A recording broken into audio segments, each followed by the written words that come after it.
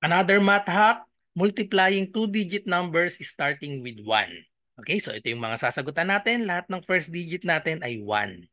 Okay, so paano ba ang hack na ito? So pwede nating masolve itong mga numbers natin dito. Yung product, pwede nating masolve kahit wala tayong papel. Mentally lang kayang sagutin ito. So paano ba yung technique? Okay, start na tayo. So ang technique natin, itong last digit, so we have 11 times 15. Yung last digit natin, so 1 tsaka 5, ang gagawin natin, imumultiply lang natin. Mumultiply, so 1 times 5 equals sa 5, yan na yung last digit natin.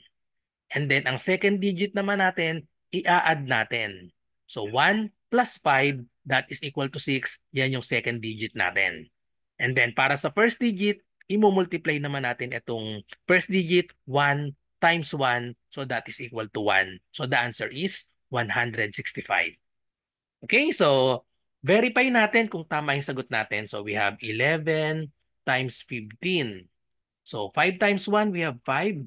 5 times 1, another 5. And then we have 1 times 11. So lagay lang natin dito 11. Then i-add natin.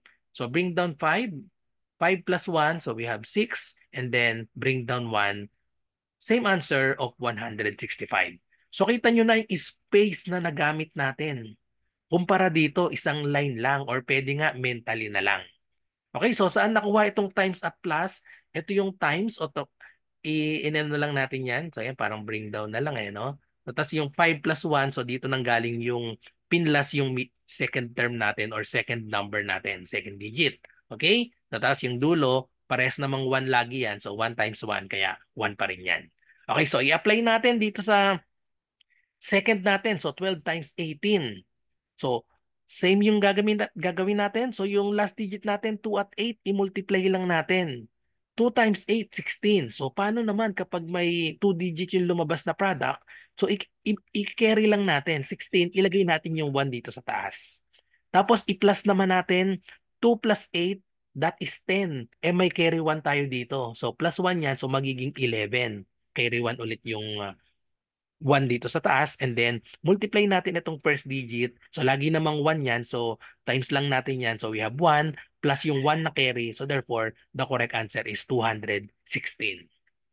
Okay? So di ba ang dali lang? So isang line lang na-solve na natin or pwede na yan mentally.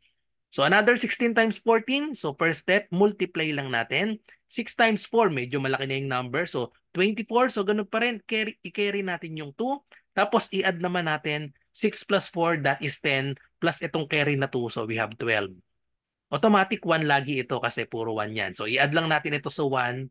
1 plus 1, so we have final answer of 224.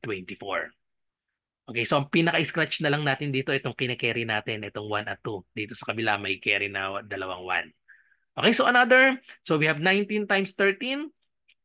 So i-multiply lang natin ito, 9 times 3. So that is 27. Sa taas natin ilagay yung 2.